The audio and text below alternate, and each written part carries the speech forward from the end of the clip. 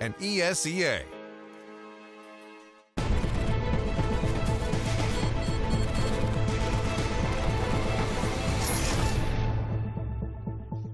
Three points is the magic number if Astralis want to meet the home crowd. Standing in their way are Fnatic, a team that have some highs and lows, and that's just in the first day. We're on to our second now for the Pro League finals here in Odense, and I have got myself a new face on the desk as well. Still the Aussie from down under. It doesn't really make much sense, but either way, you're joining us, Chad Birchall, and we do have Jacob Vinegar on the end, PIMP. Astralis cornered at this point. We'll bring up the schedule, but I mean, this will put it all into perspective. They are in a tight spot, Jacob. You could say so, but then again, if you look at the results, they've lost 3 games, right? And they're still in it. You know, they just need to win this one against Fnatic, and they make the playoff. You know, so even though they haven't been playing well, they're still in it. And they need to win it. Dupree saying they're going to give it their all on Twitter just moments ago. And just to quickly fill you in why there is a third column, we're going to be running 3 games simultaneously. This is the last of the group, and so everyone's going to be battling for survival. The third stream, of course, Luminosity Liquid. Neither team has a chance to make it now. That one's a dead rubber. If you look at the FaZe versus Hellraisers game, the winner of that one decides who goes through straight to the semi-finals. And then if you look at the Fnatic versus Astralis one, yes, we have said Astralis need the victory, whereas Fnatic can lose in overtime, and they will still go through. I mean, boys, this is going to be a rather quick one just because we want to get all the games starting at exactly the same time. So let's try and do some speed analysis. Let's see what you got, Chad. We've talked about Astralis a whole lot today, so I think we'll focus most of our attention now on what Fnatic are capable of and the fact that they're probably coming into this one as favourites, right? Yeah, I would say so. They came out of the gates, you know, swinging when they took down FaZe in the opening match of the whole tournament. And the individuals have been shining throughout. We saw Lekro even in the loss. He still had a big amount of numbers on the scoreboard, which is a fantastic thing. But we've seen throughout the change of Fnatic and the way that they're able to address the game with more strategical prowess under the in-game leadership of Golden. Coming into this kind of game, we did see, you know, a really good Inferno game out of Fnatic and then a poor Inferno game out of Fnatic against Hellraisers. Yeah. So I'm curious if they're going to lean back towards there, because that's a map I think that Astralis would be happy to let through the veto. Well, let's actually just speed through that veto then to see if we do get another Inferno. It was interesting to see Fnatic, not only did they have a fantastic performance versus FaZe, they've beaten Luminosity, Liquid. The only team they actually struggled with was Hellraisers, and a convincing loss at that. They only got 5 rounds in the entirety of the game, Jacob. But Fnatic, they do seem to be finding, you know, an avenue and a route back to back to some of that former glory. Yeah, I mean, we've seen the entire online season, what they're capable of. I don't think any of us expected them to finish first in the European division, but so they did. And it's just been a like gradually progressing team, you know, ever since DreamHack Malmö, where we also talked about them being great online. They didn't really show up online. That was the first time with Golden as well, so he needed some experience online. It finally seems like they found their, you know, core of lineup. They found their constellation, and it seems to be working for them just fine. Found their footing, I think. And we will start taking a walk through the vetoes. Let's see if we can speed this one through. Expectations, I imagine. You've only. Do you want me to say the middle ground of the map pool again, Alex? Don't do it. No, just don't bother. Let's just go through it. So yeah, Fnatic are going to be getting rid of Nuke. And we are going to be seeing Cobble and Mirage taken away by Astralis. No surprises so far. We have seen Astralis on Mirage performing, so they're not necessarily scared of that one. Inferno is going to be the final map. Yeah, it's interesting that they've decided to go with Inferno as opposed to Train. You know, Astralis, they have, I guess they are missing Device, who's the key AWPer on that map for them. We have seen Dupree do it quite well, but a bit more tactical prowess is probably needed on a map like Train, especially on that T side, just with opening moves as opposed to Inferno. You can set up the default, you can fight for banana control, you can do all those little bits and pieces, and just flood onto bomb sites from there. Yeah, but when you have a stand-in as well, is Inferno a map that you kind of put in the same category as, like you said, we kind of use Mirage as an example where you can't hide a player, you can't hide a stand-in. Does Inferno fall into that category as well? I mean, it's definitely easier to hide him on Inferno than it is on Train, for that matter. And especially missing Device, you know, as Jet said, you know, that's going to be the key part. That's like really what made Astralis so good on Train. So I feel like Rubino, he has a fine place playing Inferno on this one, and I think for Astralis it's a fine map, and so it is for Fnatic, especially for Rubino as well. Like he as an individual player is a guy who likes playing Inferno, you know, so that also maybe plays into this veto. Absolutely, you just get him comfortable. Exactly. And we are going to be getting actually straight into this one. All games starting right at this moment. We're going to be getting into the final countdown, so let's go ahead and jump in with your commentary team. It's the ever lovely Jason Moses O'Toole and of course Vince Hill. Let's jump in and enjoy as we venture to the end of Group A. Well, Vince, you're certainly getting your birthday present here today with this one. As they said on the desk, Astralis has to win in regulation if they want to move on the verge of elimination. This match decides the third team in the playoffs out of Group A. Absolutely, and both teams, honestly, have had their ups and downs in this event. Sure, you could say Fnatic have more wins, they've looked better, but they have let some pretty big leads slip. They could have, as Pimp actually pointed out on the desk, had they have converted earlier, they'd already have qualified, or at least they'd be in that sort of tie-break situation. Yep. So they could be the harbors of their own doom, but Astralis can kind of put aside that brutal savaging that they received against FaZe earlier today, and that very disappointing loss against Hellraisers. They can still make it to the home crowd. Which is crazy to think about that. Despite some of the struggles they've had, they still have a chance to get in. Those overtime wins and losses, I mean, obviously the overtime wins kind of affecting Fnatic here with the fact that, you know, they have a good amount of wins, and the overtime losses really hurting Team Liquid as well, who's already eliminated. So some crazy stuff coming out with this point system. Quite like it, to be honest with you. I want to touch on the veto because I think it's interesting to see Astralis choosing between Train and Inferno vetoed Train, because that's a map that they have been picking more and more recently. I know it was a map they discussed, you know, once they started losing some faith in their overpass, they decided to kind of switch up where they like to go in their map pool, and Train was kind of where they went. Maybe they feel like they just rely a lot of device on that map, which is why they didn't go to it this time. But regardless, none of that really matters in the grand scheme of things, because it just comes down to, can you win this one map?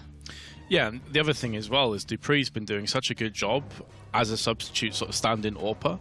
But yeah, as you say, if Device is one of their linchpin players and he's no longer here, then maybe they do just move away. This is also a map, Inferno, that I feel an AWP isn't as vitally important as the likes of Train, especially on the T side. You'd actually get a lot of work done just with full AKs, full set plays. Sometimes the AWP can actually be a hindrance. You don't get as many opportunities on the T side of Inferno as you would on the likes of Train, so I'm okay with the pick, but Fnatic, they've shown some bright spots here on Inferno as well. Yeah, they've been like a really pleasant surprise to watch, haven't they? Well, they said on the desk we were going to get all three maps kicking off at the same exact time to avoid any sorts of tomfoolery, we'll call it. So we are waiting on a couple of the other games to get readied up. So every single game just starts restarting, goes into it at the same exact time. You can see here the stats of the players so far in these group stages. It's been fun seeing one of the bright spots of Fnatic, obviously, is you're always going to have that certain sense of nostalgia seeing the core three players kind of return to glory. I know we watched Crims on this map earlier yesterday. Was really, really exciting to watch in his style of play.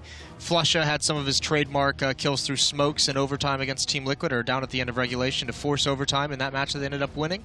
And then obviously JW, I think, dropped some 30-some kills or 40 kills in that double overtime game against Liquid earlier today. So always fun seeing those guys get back to the level that we've seen them at previously. And you can also see by the kill to death and the ADR that Fnatic are far, far above Astralis. I mean, only Golden has less kills than Kirby, Dupree, pardon me, who's the top fragger for Astralis. 4 players for Fnatic have more frags than he does. And you look at the ADR as well. Flush at 84.5. The best they have is 74, and that's Zipnix, and he's a little bit ahead of Kirby, and then there's quite a big drop-off to Dupree. So, I mean, that in itself reflects how this has gone so far for Astralis as opposed to Fnatic. Yeah, it's been a very, very fun group stage for Fnatic, at least. Not so much Astralis is going to be littered with disappointments in these 2 events they've had stand-ins. It's been tough for them, as it is for a couple other teams that are using stand-ins. It's a sticky situation that a couple squads are in. Just waiting still on the readying up of all the games. And plus, the other thing I was going to highlight as well is that not a single player in Astralis have more kills than deaths in this event at the moment. Really? Not one. I didn't notice that. The closest, I think, was Kirby or Dupree, who had like 84 to 87. But then the rest of them were way more in the death column. Yeah. Okay. Well, they'll have to fix that one for this map, certainly.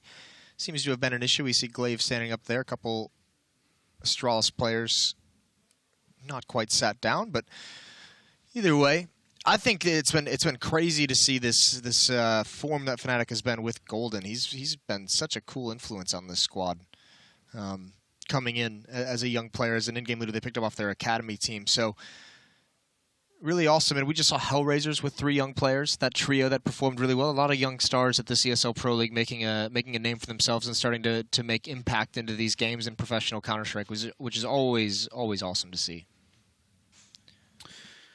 Yeah, I mean, there's no doubting that Hellraisers coming into this tournament, I think, were one of the teams that people expected to get blown away. You know, that it would just be a case of online, and that LAN couldn't really perform, but they have definitely shot that idea down. Yeah, they've shut it down quick. And speaking of shutting down, we're going to have to restart a server on one of the other games, so we are going to head to a quick break where all those issues get figured out and everything gets going in the right direction. And then when we return, we will get live with Fnatic versus Astralis for that last playoff spot here at ESL Pro League.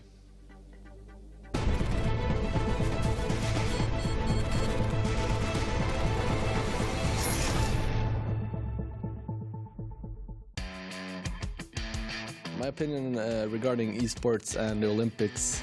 I think it would be a really cool, just a different thing for the Olympics. I think it would be really cool to see esports in the Olympics. I think it would be great if it was in the Olympics. To be honest, I don't really care about being esports at the Olympics. Esports in the Olympics is something that I would really like to see, and I think that's something that's at least going to happen. I know the esports is trying to go to a direction where we want to be approved as a sport, but at the same time I feel like we're creating something unique here. I think esports already have its place and it grows with every year.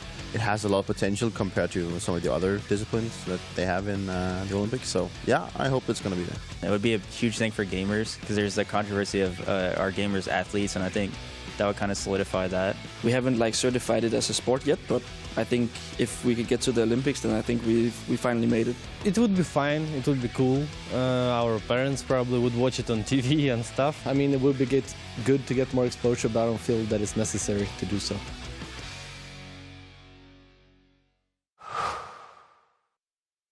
Try box. Stairs. Nothing great ever happened without a witness. I saw that. With the power to capture comes the need to share. Check this. Followed by the eyeballs and loud mouths chomping at the bit. That was nuts. The fate of the game rests in your hands. Check this out. No. Oh my God. Leave nothing to chance. Game, record, and stream without compromise. Only on Intel Core i7.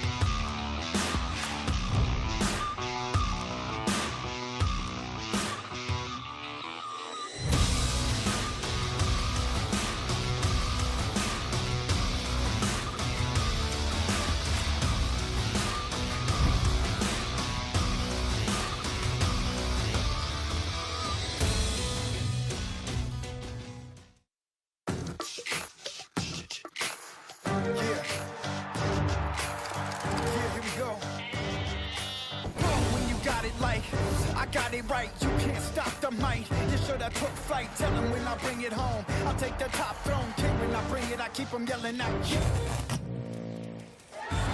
Cause I can smell victory, victory, victory, victory, victory, victory. They train. It's always been about fighting your fears. They travel. The thing that I strive for the most is to be able to capture the moment. They explore. Constantly trying to push myself and then try to see how far can I go. To see the world in a different way. I'm not supposed to go here, but what if I go there anyway? What's gonna happen? It's interesting to kind of just watch the world go by at your feet. It's such a liberating experience. Urbex, an exclusive 8-part series, only on Red Bull TV.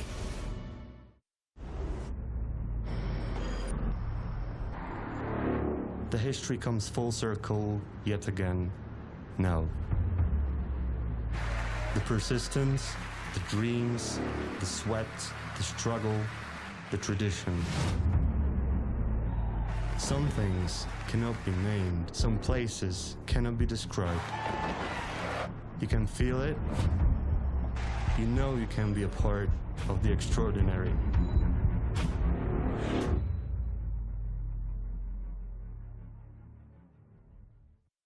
Hey guys, this is Exist from NIP. I'm here with Forrest and GetRight, and we're gonna figure out who's tweeting what.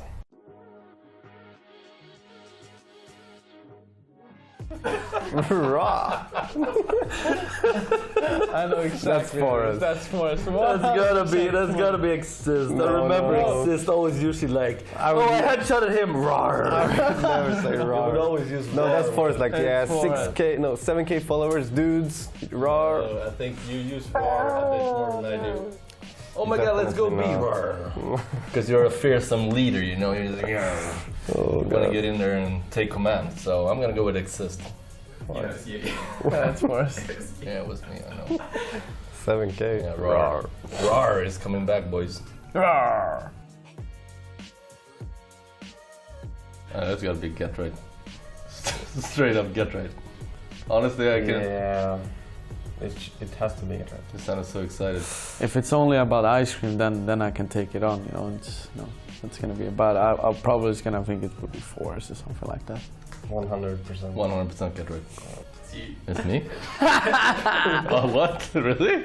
No, read it back to me again, please. Who wants a Christmas present? Let me know, all in caps. What? Shit, okay. Who wants a Christmas present?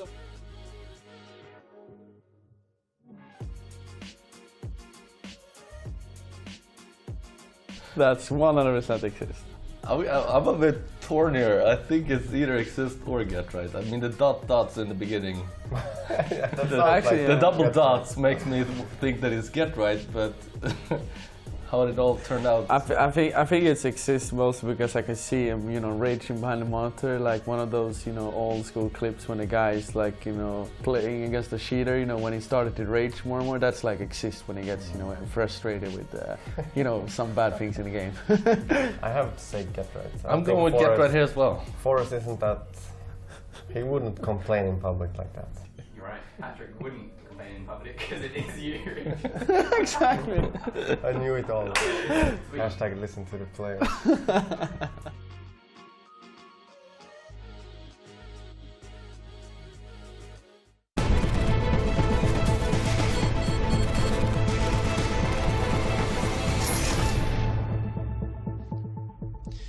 Hashtag listen to the players.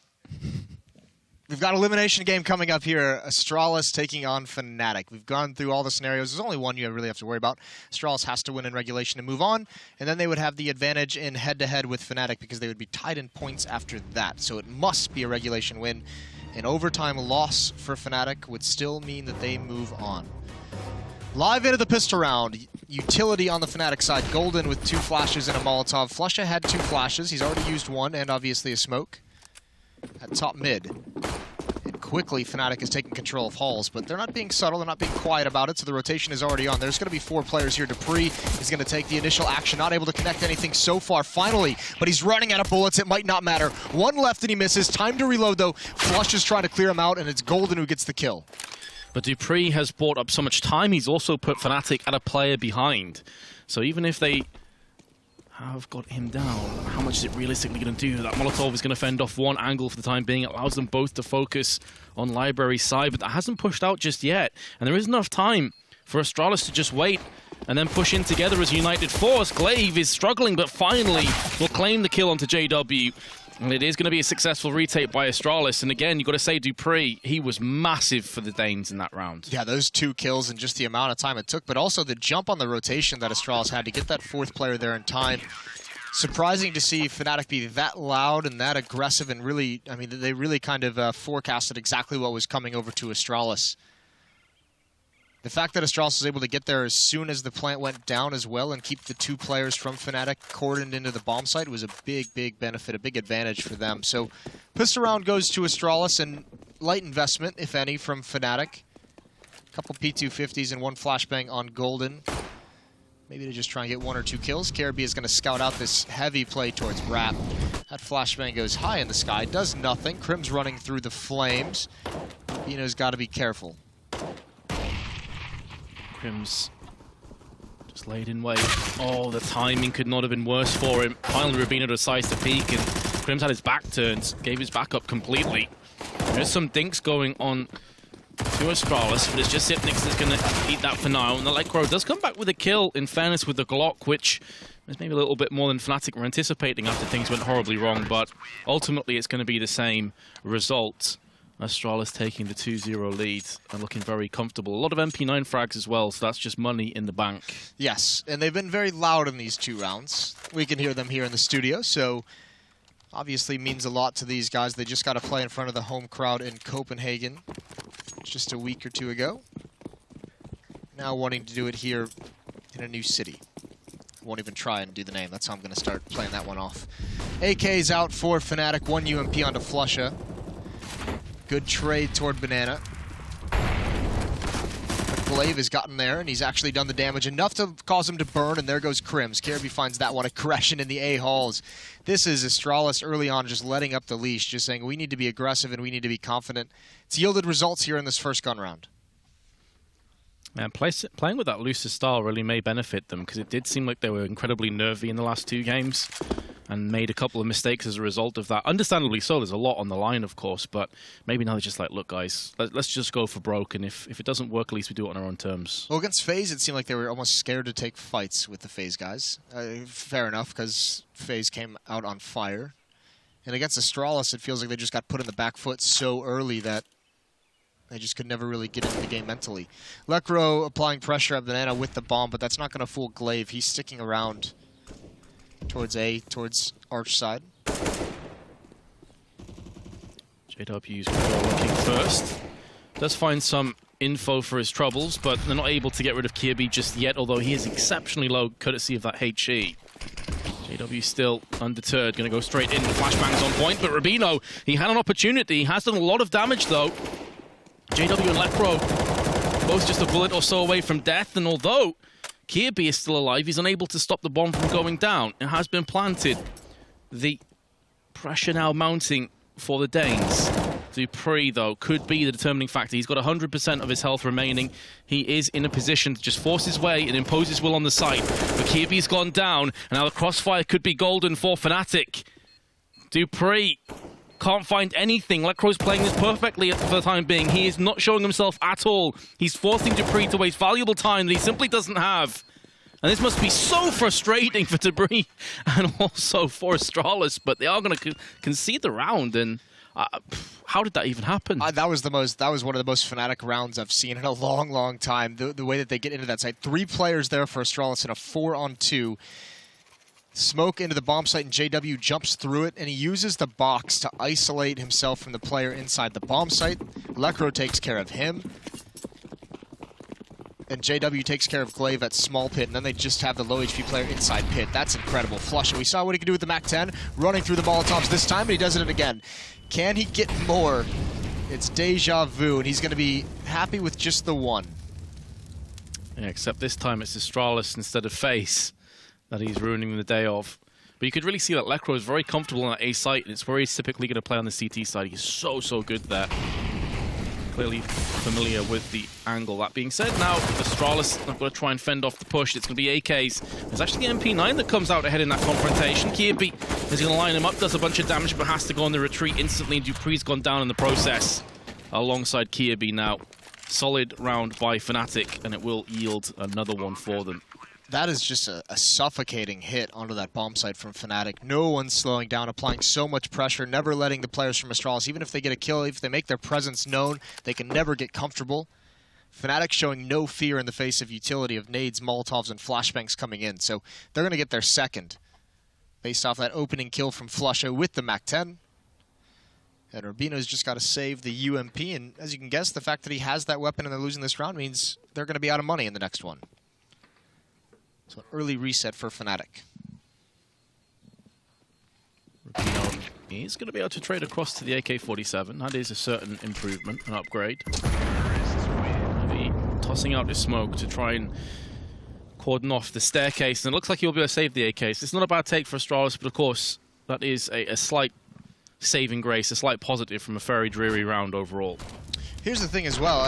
Astralis has been doing this on their save rounds, is buying up smoke. So that AK-47 could come into play. Actually, this round they decide not to do it. We've seen a number of times Astralis on the CT side doesn't invest in armor, but they'll upgrade to some P250s and get smokes and play the delay game for as long as possible. And sometimes it turns out to be fortuitous for them. Flush has already got banana control nade out. Glaive's going to dodge the most of the damage. Zipnix is going to get behind that Molotov before they turn the corner. Kirby and Rubino both taking some damage. I believe that was from a HE that was thrown up mid. They had the close angle. Now they're going to back away too. And Kirby's going to be left on A by himself while Rubino goes for the trace across to B. Look at this stack, though. This is so scary for Fnatic. You got to hope they're letting JW scout this out, and JW's going to call him back at the right moment. Because JW sees absolutely nothing over at A. Yeah, there's a lot of time as well. It's not as if they have to worry about rotating at this stage. They're okay to wait around, but it actually seems like JW is just going to be going around the back towards CT. He has picked off Dupree, but this is where the stack could really become a bit of an issue. In credit to Fnatic, though, they're getting the entries, and it has been pretty comfortable thus far. But they haven't faced off against Rubino's AK. Now he's up to the plate, but he's going to get executed by Golden. And a bomb plant will follow alongside the round. Danger averted for Fnatic. Part of it comes in, I think the setup was to try and get Rubino in such a good position that he just kind of baits the stack. And hopefully they didn't clear him out of that corner, but 3 kills go down without the AK even shooting a bullet at that B bomb site. So the saved weapon has no real impact, and now the M4s come out. 5 of them, no kits. Decent amount of utility, though, for the Astralis side. They'd love to get into the winning ways. You don't want the T side to control the economy this early on, because that's when the halves just get so rough. Decent nade damage inflicted to Flusher. And it's not going to be banana control. Astralis playing this one a little bit more passively. Zipnix throwing that smoke buys them a little bit of time. They can also screw the minds of Fnatic as whether they're playing close or playing more passively. So Fnatic want no further part in this confrontation. They're piecing out for the time being, taking the bomb into second mid. But this is where the nades that you were talking about have dwindled a little bit. There are still 3 smokes, though. Astralis have always been very, very good at saving their smokes towards the end. Dupree adjusts nicely. I think he was caught off guard by JW playing with the end of that smoke, jumping into it with maybe just 1.5 seconds remaining, so taking some fire damage just to get the jump on the duel. Dupree still wins it, though. Flashbangs up to control brackets. No one here for Astralis. A good crossfire setup. Rubino inside Caribbean Pit. But if they can find success on Rap side against a low HP Dupree, that might just bust up this defense. Fnatic trying to pry their way into the A site. Kirby, side of Pit. Just going for the preemptive taps, but nothing's coming up as of yet. Nade over, not going to land on really too much. Golden is going to come out with the first kill in this confrontation. But there's very low time, and again, it's Kirby and Pit who did such a good job the last time around. He's going to peek out, but he gets sprayed from Crims. This bomb can now get planted. They have to wait for Zipnix to get in position. Glaive's all by himself for the time being. He needs to wait for the reinforcements. And Glaive will ascertain a bit of control with the kill onto Golden. Crims at this stage is just hoping for the best. He's in a off angle, he's in a position you wouldn't necessarily expect him to be in, but it's very vulnerable. You can see Zipnix lands the instant headshot, and is now going to try and use that newly found room and make it his own. Flash over, Glaive going to be peeking, and Crims has got himself the clutch. He reaps both players and the economy from Astralis. 12 HP and he wins a 1-on-2. That's disaster for Astralis. It's a good win from Dupree, but not enough to follow it up. The Rap side attack from Fnatic, very, very impressive. JW frustrated he died, but probably happy that his team gets the win in the end of it. And it's back onto pistols for Astralis. Crims was in the open as well. That's the crazy thing about that 1v2, is that he had nowhere to go. He had to hit those shots perfectly. And that first kill he gets makes it difficult for Glaive. See it when he killed Zipnix, he had absolutely no idea as to where he was. Definitely caught him off guard, but Astralis, who, remember, have to win this in regulation. Backs against the wall, economy in tatters. Fnatic already with a solid T start. This is after they conceded the pistol round as well. This is great as well. Remember, they were down 2 versus 4 on the third round. Their third round bye. Some defense mounted early on. Rubino's picked up an AK-47, but Fnatic, the AKs have kind of stabilized them moving forward. Rubino's going to push down mid. They're going to have the full losing bonus, so no reason not to maybe go for one more kill. You're going to buy no matter what happens. 5-2. Astralis have to make a stand here. Remember, they've started both of these games out today slow in the opening stages of each half. I think it was a 7-1 run for Hellraisers on Overpass. I think it was something like 7-0 or 8-0 for FaZe on Mirage earlier. It was actually 9-0. 9-0? Yeah, 9-0. And they ended up getting 6 of the last 5 rounds to give themselves a chance, and then just crumbled in the second half. So yeah, completely on the money with that. Astralis have yet to get a solid beginning, but it's not going to get any better here. Flashbang. Dupree missed his shot. Crims is picked up 2. And just like that, the A site is very vulnerable, barring Kirby. He is going to have to be the difference maker. He's going to be behind the box. This could maybe get himself a kill, perhaps 2. But spoilt for choice, shooting down the middle of the 2 players. Glaive, though, will get the cheeky kill onto Crims before he can move across to the site. But we've been here before. Another 2-on-2. Fnatic will get the bomb planted. They've really done a good job of putting a lot of variety in the way they're opening. This time it's a simple pop flash up mid to catch Dupree off guard. Likely, and perhaps even reading the fact that because it's a full losing bonus for Astralis, they would have an AWP, really making Dupree uncomfortable. A lot of time being used on this retake, walking around. The nade's going to give up their position. That nade's not going to do anything. Golden's blind. He's about to get taken out completely, but Flusha can just play for time, and he's one of the most clutch players we've ever had in Counter-Strike. There's the first kill. Glaive now on the bomb, and Flusha's going to get both of them. The smoke doesn't bother him whatsoever. Oh, man. I can just imagine Danish fans who have bought tickets to go to the arena now, head in hands, because this is a horrendous start for Astralis. They got the first 2 rounds, and then all the rifle rounds, everything after that has been firmly in the way of the Swedes. And this one's probably going to be more of the same. Just the one Kevlar on Kirby, just pistols. Realistically, Fnatic should be moving to a 7-2 lead. They should be eviscerating Astralis, and that's exactly what's happening. Flusha with 2. Fnatic's openings, and we saw this against FaZe, I'm just remembering it now, I'm having like flashbacks, is the utility usage for Fnatic towards Banana was so well done from them against FaZe, and it's showing here as well. Kirby coming through the smoke can only get the 1. Rubino's trying to find timing on this flank, and he might do it. Crims had a nade out, but he recovers in time, down to 4 HP. Nothing going well for Astralis. And Dupree hiding in the smoke. Would love to just get out with an AK-47. Anything at this point would be a nice juicy bonus, but Molotov, just perfect timing. You could see what he was looking to do, try and maybe pick off a head from the coffin side, but now he just has to wait. Instead of being active, he has to play more reactive with exit frags. So Fnatic will take the round. I mean, do we expect a tactical timeout soon, maybe, for Astralis? Try and mix things up? I think you have to. I think if you're Astralis, you need to take it. There's no reason to save them when you're in a life-or-death situation where you have to win in regulation. And Fnatic's already at 7 before on the 10th round. I think you just take one right now.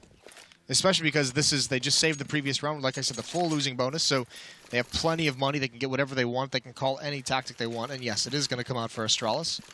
Talk things over. Get themselves back in the game mentally. And you have to come up with some kind of an idea to give your team an advantage in the early stages of the round. Because Fnatic has had pretty much, they've gotten so many opening kills. Yeah, and it seems like predominantly they've been going into mid and second mid and just getting picks around sort of arches, maybe one on pit, and then converting onto the A site, but... Also, one thing you're going to discuss if you're Astralis here is the fact that when Fnatic gains that top mid control, 2 or 3 times they've used it to exploit rap side. They've wrapped around the bomb site. The main portion of their attack is usually not coming up lane, it's coming around the bomb site. So you have to discuss how you're going to play that scenario. Because at the moment, the only thing you're having is one player over there, and once he dies, it's been Dupree at times, then you have Kirby and Pit to take that long-range fight. And that's not working out, obviously.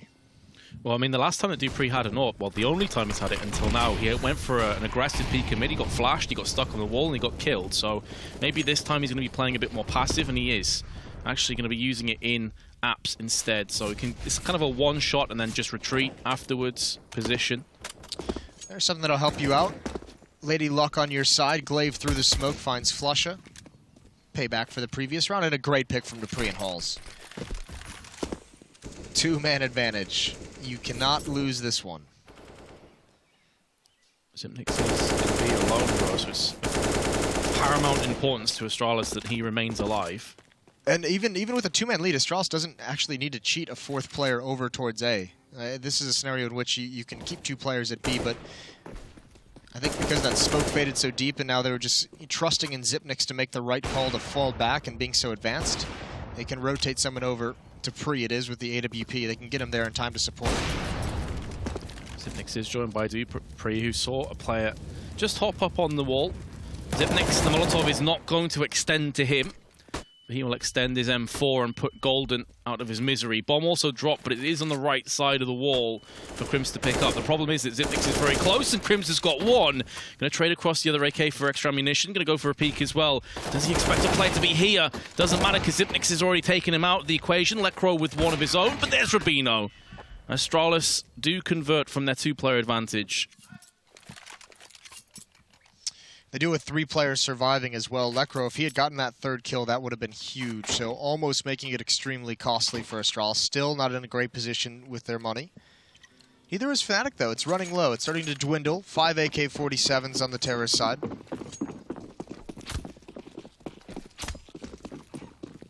Golden, Flusha, Lekro, and JW all coming up that main T ramp. Deep smoke coming out for Astralis. That's helped them a lot establish banana control these past 2 rounds. Fnatic's going to go right through it. Glaive got a kill through the smoke. This time they want to see if he's still going to be challenging. They've boosted Zipnix up. And they play it passively. Mixing it up again. Like to see it. Last time, as you say, Glaive played aggressive. Hail of gunfire through the smoke did yield a kill, but Fnatic in turn are keeping their options very much open as well through apps and mid. Just occupying with one player each. This time it's going to be Kia B who's playing on the quad, just behind the pillars. Going to be smoke in his eyes. Seems like it's more of a fake than anything else for Fnatic, just trying to keep them interested over on the A side, because the bomb still is in Banana, and Dupree's going to land the shot on JW. That could be the green light for a B push now from Fnatic. Yeah, Dupree reads it as well. He's already on his horse. He's already rotated over, and look at the flank coming down as well. Kirby and Rubino. This B defense just has to buy time. They don't have to kill everyone. They just have to allow the flank to come in, and it's being challenged. Flusha gets the first kill. Kirby has to book it because he's the one that's blocking the retreat. If he falls here, and he is going to get away in time, great split-second decision from him, but still a 4-on-3 scenario. Dupree's here to watch them to come up mid, and he misses the shot. He has to give up the angle. He's got to rotate back. Now he has to watch lane. He's got balcony covered by his teammate. Crims baits out the shot. There's the spray from Kirby. It's not connecting. A huge mistake, and Dupree just has to give it up. I think they have to give up the round as a whole. Kirby's going to be punching himself for that one. He'll be livid with himself, because it's not so often in this level of Counter-Strike that you'll see a player that has straight up effectively lost his team the round. I mean, even if Kirby lands a frag, it's possible they still get the kill on him and they push on the site, but you better believe in his mind right now, he is incredibly disappointed with how that went, because I don't think he hit a single bullet on him. No, and he had a good 10 bullets before they even responded, didn't they? He was in great position, especially with the bait from Dupree being on the other side of things. So, yeah, that one's rough. So Astralis can't string them together. As long as they keep these two weapons, though, they can drop some guns and still have a solid buy moving forward. Dupree will drop an M4 over.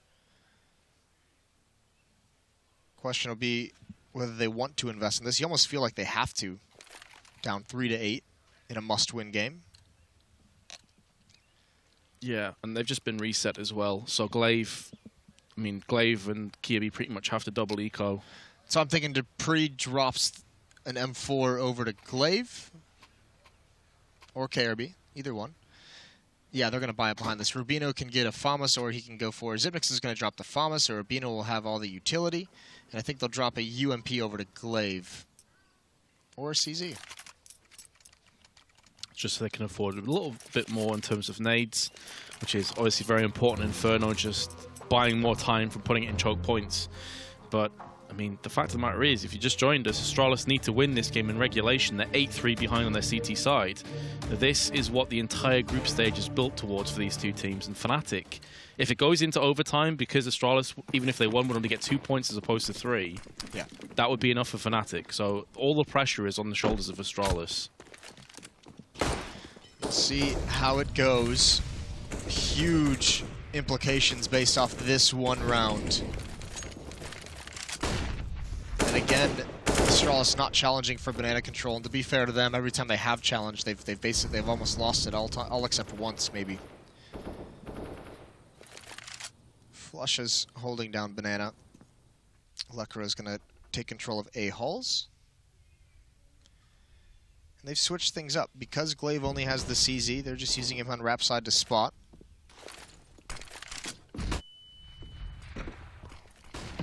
Flash into peak is going to get some apps control. It seems like Fnatic are happy enough to delve into mid and see if they can procure some kills into the site.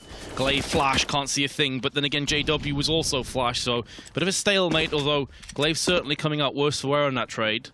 Tough part is dupreeh has to rotate now because he knows his teammate only has a CZ, he doesn't have everything, and actually look at this. Here's the response to this wrap side pressure from Fnatic. Even Rubino started cheating over for a peek. So Fnatic relinquishing their aggression for the time being, although there isn't a vast amount of time to play with now, just 30 seconds, and with 3 of their 5 players in apps, definitely suggests this is going to be an A hit. Kirby's actually going to smoke himself into a position where he can try and use that to his advantage, and he will get the rewards for his efforts with a kill. But now he is all that stands between Fnatic and a bomb plant, and with 13 seconds left, you better get stuck, get some kills. There's one. Not going to be able to get any more. Plant goes in the corner, and Flusher will reap Kirby out.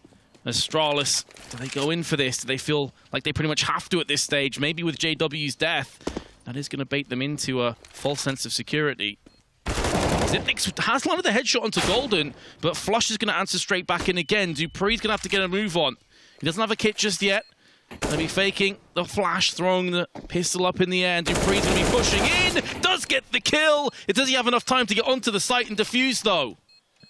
I think this is going to be close. It's a full 10 seconds. His teammate had a kit but died too far away. I think he's got it.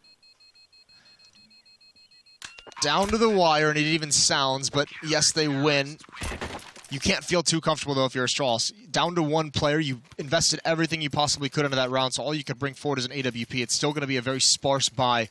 Fnatic, even in losses, doing plenty of damage to this Astralis side.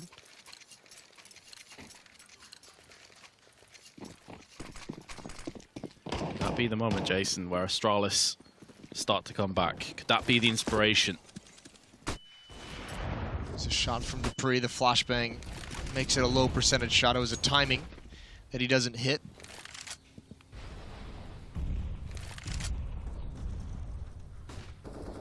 Patience all across the map for both teams.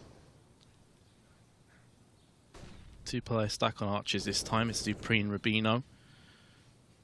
No, they don't have a huge amount of nades on their utility belt for the time being, but sure, they're going to work off that momentum. Fnatic actually come through into this round with a pretty solid buy of their own. Full AKs, bomb drop just outside of T-steps, so it's going to be a slow, steady round. It's pretty crazy to see Fnatic put a lot of faith in Flusher to clear out Banana all on his own. You're normally seeing teams put, a decent amount of manpower there, 2-3 people sometimes to take control of Banana.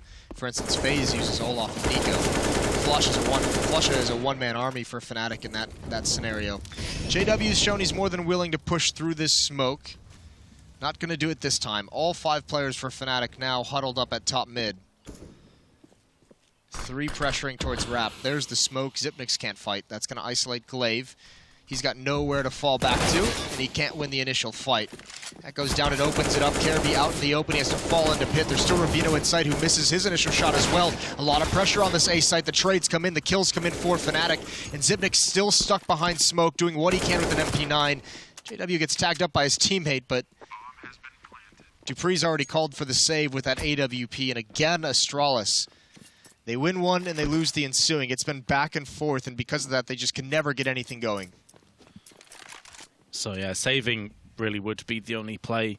And you got to feel bad for Rubino. I mean, he's on the site by himself. He has 2 or 3 angles to cover. Kirby tries to pull back into pit and just gets killed as he's retreating. At that point, Rubino's, I mean, he's basically screwed. Yeah, Astralis having a really tough time finding ways to get 2 people to defend that wrap side. The smokes obviously isolated Xyp9x that time. He doesn't really strike you with his playstyle as the kind of guy who's just going to come jumping through smoke at any random point to kind of try and help out. But we saw previously, the round before that, it was Rubino who had tried to cheat over from the bomb site to get some kind of a flash peek going with dupreeh on the wrap side. It didn't happen, but this time just Glaive just getting picked off before anyone can help him out. Was hoping he would at least get that initial kill to buy some time, and another tactical pause coming out from Astralis, because they need to invest here. This game kind of reminds me a little bit of the match we casted yesterday, which I believe was Fnatic Luminosity, where Fnatic had a very aggressive style, and then Luminosity adapted accordingly and became aggressive themselves. Obviously, Cobblestone's a very different ball game to Inferno. But Astralis did start aggressively, and I remember you even saying it yourself. They seemed like they were a bit more confident, that they were trying to take the fight to Fnatic, and now they're playing more passively. They're giving up a lot of control over the likes of the Archer side. They're giving up a lot of control on A. Maybe this is the time to try something different. Tough part is you almost feel like if you're a CT side that wants to get aggressive here, you need some kind of utility for the other sides of the map to kind of help delay things. And also, just flat out don't necessarily have the arsenal. 2 MP9s, 2 Deagles, and the AWP. So the only player who can really get aggressive is either the Deagles, just risk it to go for that one shot, or this AWP. dupreeh was waiting for that flash to peek after it, but it catches him, and Flusha, again, going to go through this Molotov. No MAC-10, and this time he just dies. Glaive is able to get one, will burn out, though, just before. And Crim's on 6 health. Yeah, look at all that damage done by Astralis. There is going to be... This is the kind of player I was looking for. Kirby is flanking around the back. This is solid, and it definitely could work out for them, because judging from JW's position, he's not going to see this till it's too late, but Crims is already looking down T-steps. Has he really called this? What a troll. What a beast. And Kirby must hate his life right now. He's done. I would hate my life. Get him off the server. Is that enough? Just call it a day, boys. It's like, that's the play. That is the play that could have got it back in, and Crims has just somehow read that. Some god tier read. I'm wondering if that was called, if he heard a footstep or thought he might have heard a footstep and calls attention to it, or if Crims is just that good. Crims is actually just that good. 6 HP, hits the first bullet, headshot onto Rubino. 10th round for Fnatic. Not looking good for Astralis. And he finished with 6 health, and he pretty much started the round in 6 health and Banana. He got wrecked in that early confrontation for the top of Banana control and still managed to get 2 or 3 kills at the end. Well, when it rains, it pours, Astralis. This has not been your day, has it? No, certainly has not. They've had a very, very tough day. 0-2 already on the day, including a stomp by FaZe. There's a good nade from Kirby. Finally an opening, and it seems like Xyp9x is in the screw this mode. Just rushes down Banana. JW's going to counter that. He's already up Arch side. He's going to turn the corner, sees the nade from Glaive, is prepared for that follow-up peek. Glaive is probably frustrated why someone's there already, and it's just Rubino inside the bomb site. The bomb still needs to work its way here. Oh, that's a great shot from Rubino. He needs more. Left row's been spotted. Doesn't hit that one. It's Kirby who comes in to save the day, and it's a 2-on-3. Astralis somehow making this by work. He is now able to poach himself up onto the box, and they're going to have to clear him out. This has also bought up enough time for Xyp9x to get into position with his MP9. Still lots of time for Fnatic. They could even feasibly pull back and try and rotate, but they must know that Rubino is very vulnerable at this stage. They must have a general idea as to where he is too. Well, they know exactly where he is. Unfortunately, that Molotov didn't burn him whatsoever. He does peek out eventually, and I think they should have heard that from Xyp9x. 2 low HP players. Xyp9x almost bites it there with the timing. There's the first one, and Crims goes passive. Just 12 health. Does Xyp9x know? He's still just chilling outside of pit. You can see that he assumes he's on the left-hand side. He's almost banked 100% into that. And it's going to cost him Crims! What the hell is that headshot? There was no room for error. 1 bullet and he was dead. What a badass. That's incredible. He did it in the previous round with only 6 HP, had the instant headshot, and he does it here in the clutch. Astralis in a must-win game is down big early, 11-4. They got battered. We'll see if they can make the comeback happen.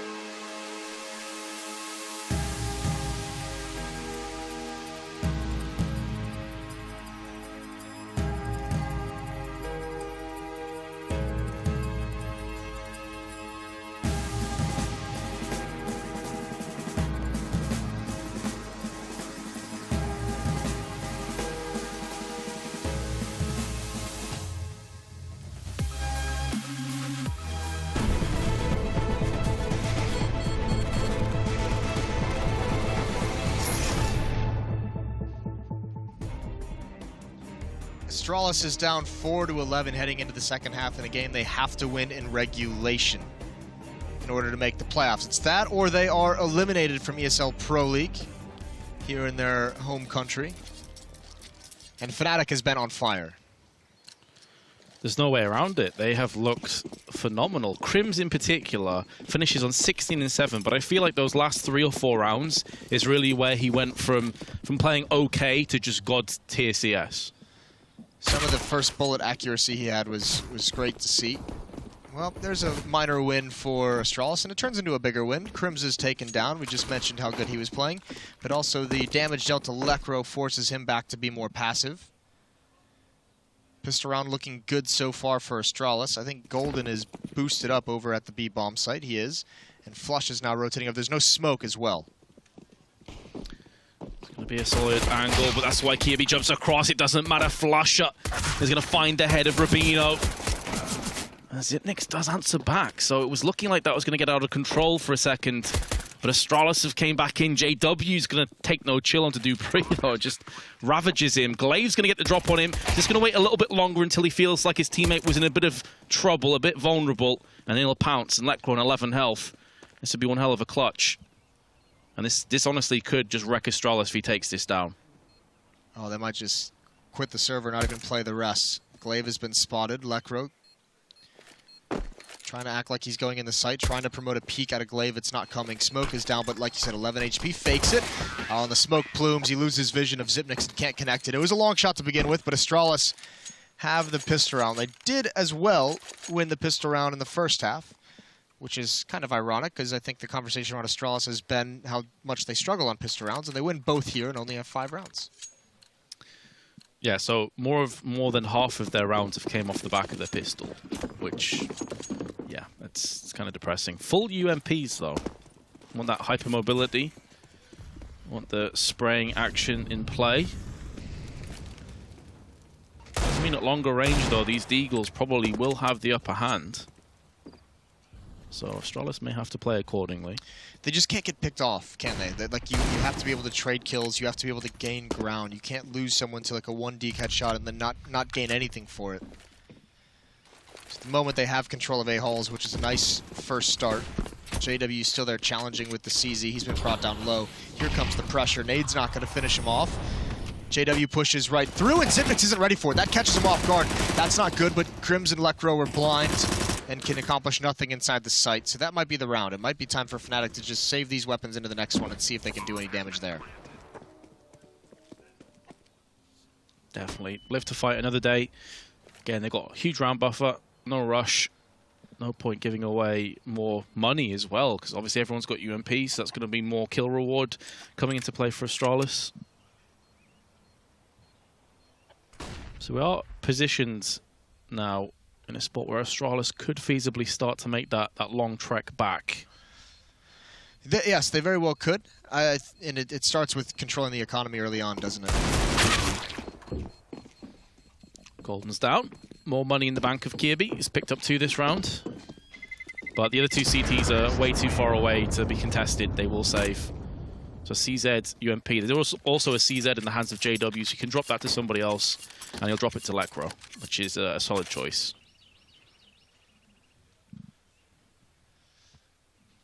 So Astralis, 6-11 now, closing the gap. Zipnix is going to have the only AK-47. 1 smoke on Fnatic as well. So big advantages for Astralis in this round as they try and make the comeback happen. Remember, they have to win 12-3. It has to be in regulation. Solid start again, though. Flusher, who did save the CZ and Kevlar. So that's one of the Kevlars gone. Means that aim punch may be a problem if they can get their hands on weapons. But Lekro, who the CZ was dropped to, is not able to do anything with it. And that is A, completely open. JW may just save again, as that UMP will still be useful with the Kevlar in the next round. He's been caught napping, and Kirby will dispatch of him for another 2k. Got one in the last round as well.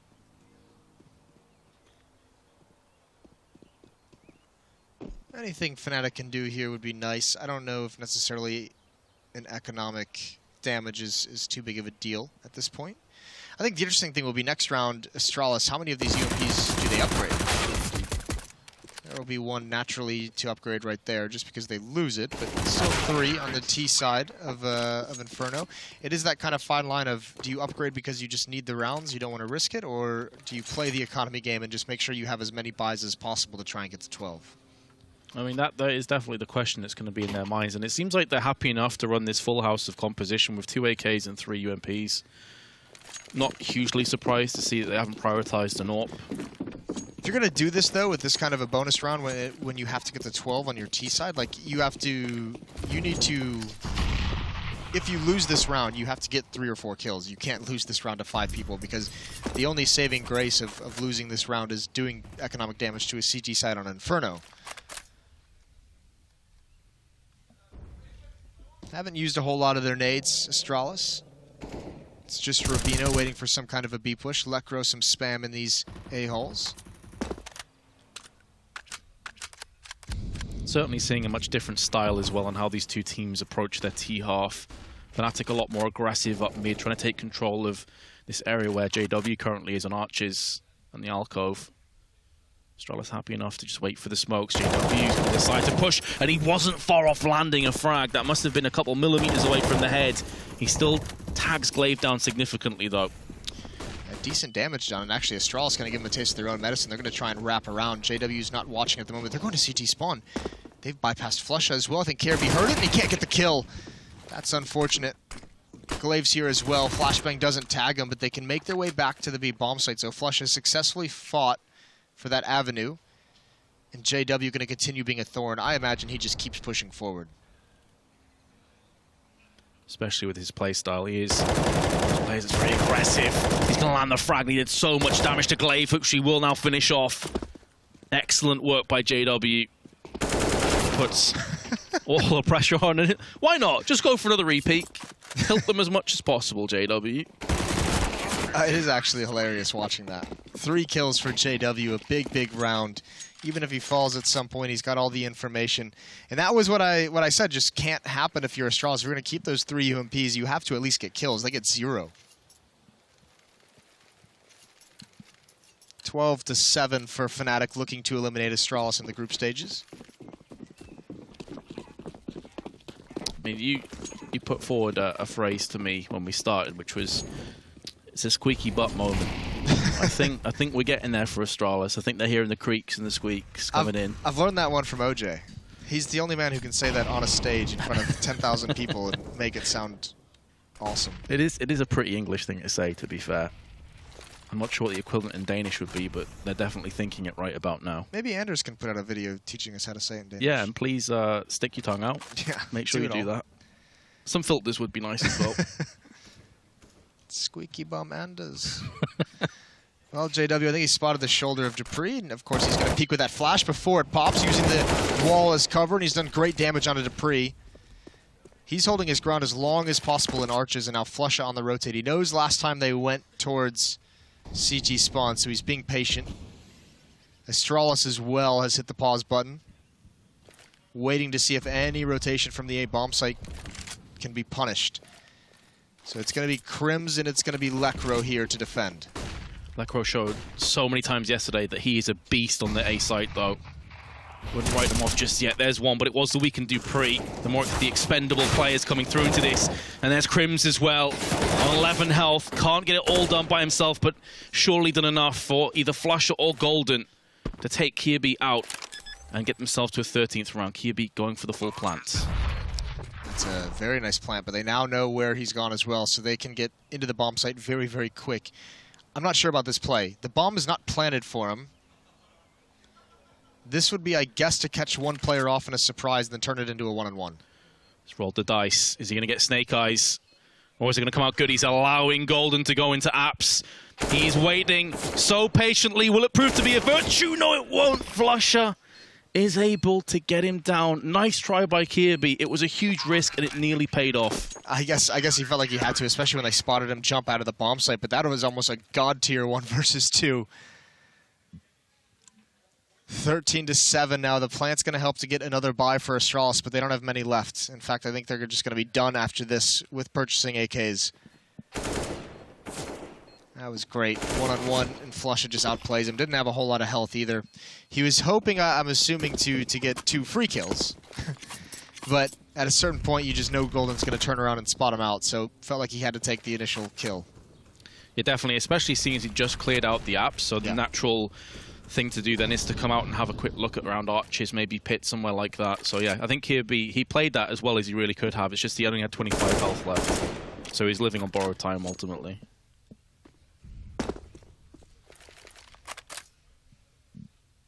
Rubino eating some early damage, but see Astralis, I mean, you can really feel how tense it must be right now. They are very, very slow. Don't want to give anything away for free.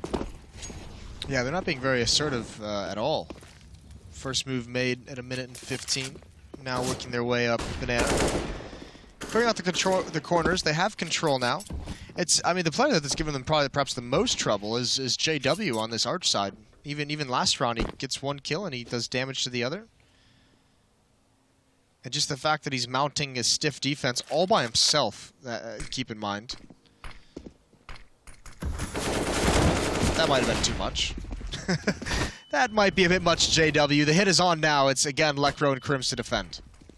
Maybe a lack of utility forced him into it, but either way, he's just put a lot of pressure on his other comrades on A. And Crims is going to be able to get 2, but no more than that. Lekro is going to chime in with Flusha, though, and the spray's on point. The crossfire is absolutely fantastic. And Fnatic have picked up a 14th. And when JW died, I mean, for me, it felt like the floodgates were about to open for Astralis. They did, and I think that's perhaps why Fnatic, I mean, that rotation got there very quick. There wasn't a whole lot of pressure put on Crims and Lekro on the site for a good time after that. So the 2 players from the B-bomb site from Fnatic could get there. That's why you see Flusha getting those final 3 kills of the round. You know, that was a very, very quick rotation to have. And another good hold. I think it was Crims with the 2 kills that really bought a lot of time. Zonic doing his best to fire up the lads. 7-14. And this might as well be map point for Fnatic. Because remember, we've said it a number of times, we'll just say it again if you're just joining us late. Astralis has to win in regulation, so they cannot allow Fnatic to get towards 15. If Fnatic lose in overtime, they still make it to playoffs and Astralis is still eliminated. That's why, additionally, they're going to go for another force on top of everything else. And, well, Astralis down to their last chance. Fnatic have been sent straight in with an advantage courtesy of Crims. Dupree's down. And so is Kirby, so's Rubino, and this is going to be over in the blink of an eye. Oh no, Astralis, what has happened? Zipnix, 1 on 5, just a CZ, a lowly sidearm, and that's not going to be enough. Fnatic have done it. Whatever happens from now on, they move through to the playoffs. Yes, they do. Congratulations to Fnatic. We're still going to play it out, 15-7. That's a dominant game so far from Fnatic, starting on the T side as well. Got a chicken moonwalking.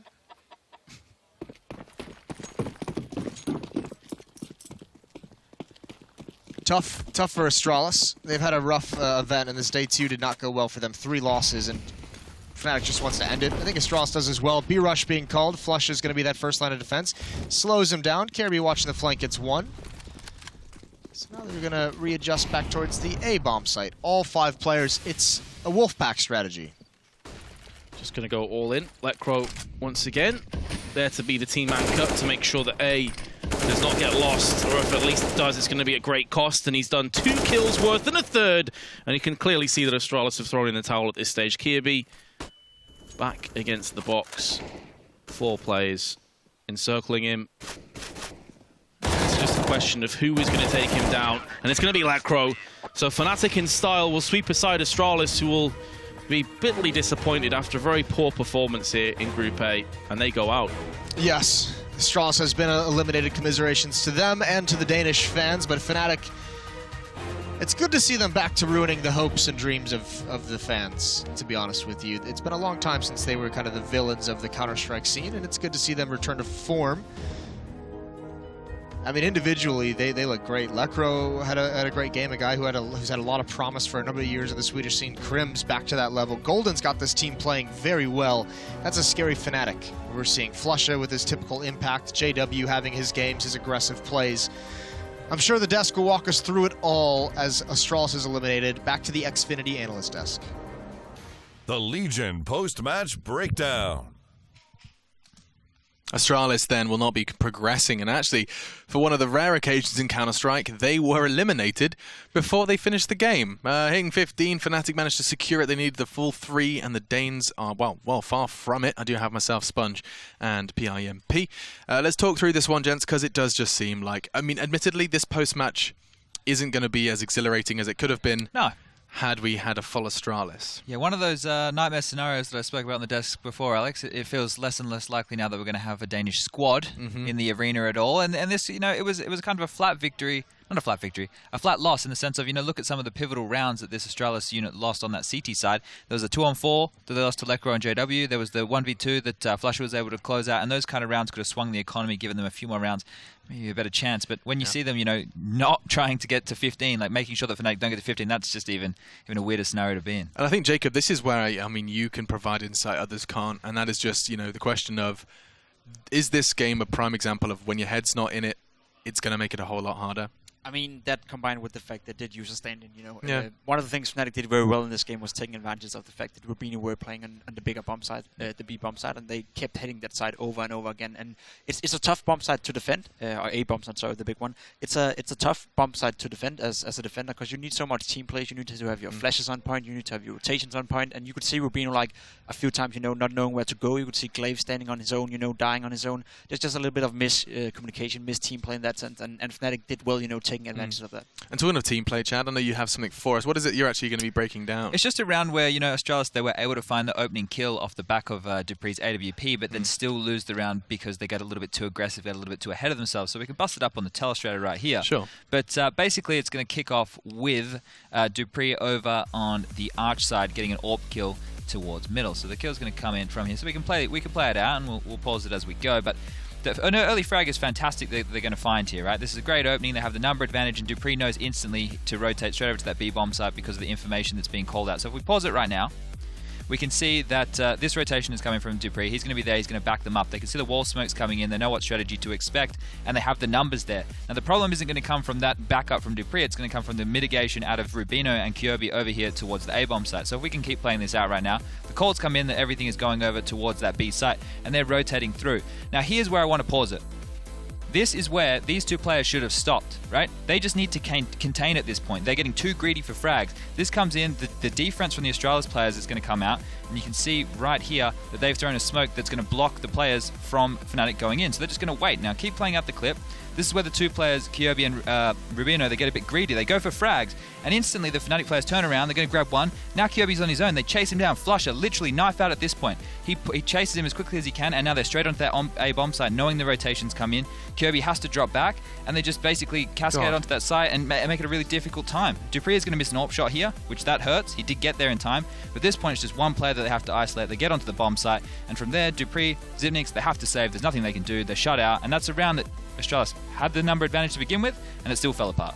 And that's also, I mean, poor dupreeh didn't stop running. He was just, gets the first, and he's just waiting in limbo, hoping to see another enemy. Had his Nikes on? Yeah, he did. He wore any other branded shoe, whatever shoe shoots you.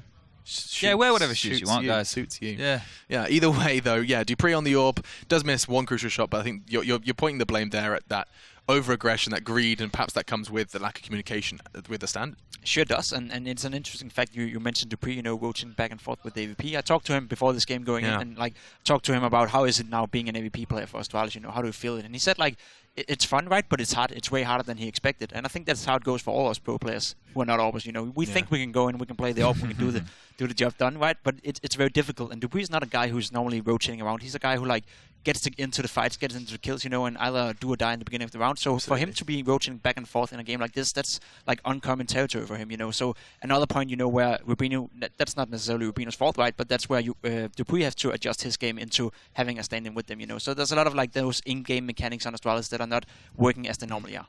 Well, Fnatic have secured themselves a spot in the quarterfinals, and that is big stuff for the Swedes. In fact, we'll continue to talk about this one and start setting the scene for Group B. But first, we do have the player that Chad often refers to as The Rock. It is, of course, Crims. Can you smell what he's cooking? Stunner certainly can. Yeah, sounds good. You got me off guard with that one. Either way, the man bolstering 112 80-yard half. I'm standing here with Crims. He's put the work in here on Inferno. Talk to me a little bit about this monstrous T-side from you guys. I don't know really what to say. Nothing special. We just really believe in ourselves, and we feel comfortable on Inferno T-side and a little bit shaky on C side, but it's all planned out. Yeah, I mean, it's something about playing into your own game rather than that. I mean, we could talk about Golden as an in-game leader. I believe that would be a good talking point. Tell me how that works within the team, and obviously it's working in this matchup. Yeah, it's kind of a new thing. He's a new guy, talented, not very young, but small at least. But no, it's we're playing kind of loose, but we got some rounds as well. And we're playing like not our usual style, but we're playing more together than just 1v1 duels, and it feels good for all of us. Proper Counter-Strike, as one once called it once upon a time.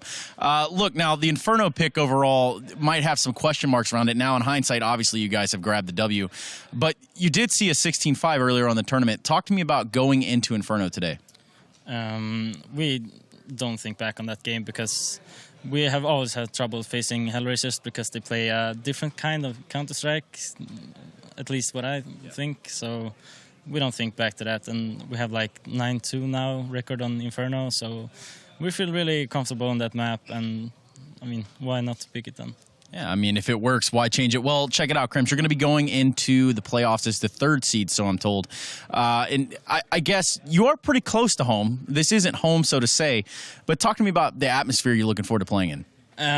Just reaching playoffs is a really huge thing for us because we're playing so good online, and like if the struggles we have on LAN, we choked a bit, and now we reach playoffs, so happy. And I don't know, not really a home side thing here, but it's close, as you said, so it's gonna be cool. It should make for a fantastic showing there in the arena when we get over there. Either way, congratulations, Crims. And to continue to bust this one down for you guys at home, guys and gals, I should say, let's go ahead and give it back to the Xfinity analyst desk. Thank you so much, dude. Yes, getting to hear from Crims. Not home soil, no, but it is still a little bit of proof in the pudding. They've managed to do what they did online to an extent here at the Pro League finals, so that's big stuff, Chad. Stone's throw away, really, though, you know? Sweden's just across the pond. Just across. Just somewhere. Anyway, yeah, my geography's not great, but it's fantastic that they're able to carry that online performance across to LAN. Sure, we're going to have the caveat there. Sure, we're going to say this was Astralis with a stand-in. But you look at it, Fnatic won a lot of games throughout this group stage. It's just that they were in overtime, so they didn't get the full 3 points. Yep. And that's why they're going in through the third position, and the head-to-head against Hellraisers means Hellraisers go through second, and FaZe first in the group. Straight through to the semis, keeping the dream alive for the FaZe SK potential grand final. Fingers crossed. It's all about SK now. That's, of course, going down in Group B. Before we do wrap things up and actually start the second half of our day into Group B, Jacob, we're going to bring up Group A and in summation, and maybe you can give us a little walk through down memory lane. FaZe do finish first, 4-1, and that's exactly the same score Fnatic have. That Hellraisers loss has haunted them from what could have been the first all the way down to the third seed. Yeah, I mean, the big surprise package of this group is definitely Hellraisers, I'd say. Fnatic, of course, as well, playing well, but we knew that coming into this finals. You know, they've been playing well online, so it's great to see them showing up as we expected them to. It's fun for me to like hear about how all the teams talk about Hellraisers, especially in these player interviews, you know, because I know. Like I can talk to the bullshit in that sense, you know. All of these guys like think of Hellraisers as they are playing stupidly right now. They're playing like a different version of Counter-Strike that nobody really like can put a finger on. They don't know what to expect from it, and everyone wants to say in that interview, we don't like to play against Hellraisers because we have no idea what the hell they're doing, right? But nobody want to say that, so that's definitely a joker and a dark horse coming into the playoff. I love that. There you go. Just kind of reading through the PR Counter-Strike comments. Yeah, they're dancing around the words, but I want to give a big mention, a big shout out to Luminosity, who showed that they can definitely play with the best. Some good individual performances. Cello having a good tournament, and sure they scraped together the wins that they probably wanted to today, but I think they can walk away with their heads held high. LG did not go into single figures in a single loss. That's they fantastic. were double digits. Every single, it was like 11, 12, 13. They even got all the way to the 30-round game at one point, and their victory came in overtime. So they've played a lot of Counter-Strike versus some of the world's best offline. And, you know, that's something that they'll be taking back with pride to North America when they continue this kind of what has been a project. I mean, they're moving to North America, as Jacob's told us, and they've been kind of, securing a spot top 6 is prize money in itself, and now proceeding to put up a good fight versus some of the world's best. So that's huge from Luminosity. Not enough, though, to making it to the playoffs. We have to find out who these guys are going to play. FaZe, Hellraisers, they're done. And we're going to be seeing more from Fnatic as well in those playoffs. But now we have to find out the other 3. That starts with Group B. So we're going to go ahead and disappear. We're going to take a quick breath, catch ours, and you can go ahead and grab a drink, because when we come back, we're going to be talking all about Group B and diving into some more Counter-Strike.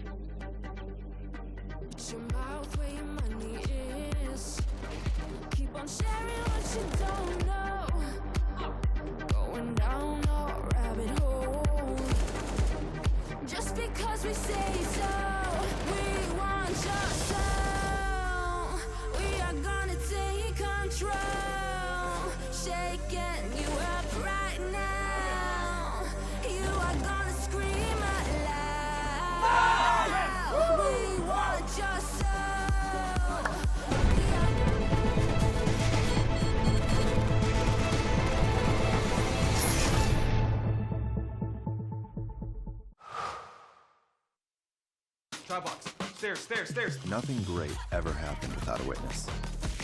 Oh, you guys saw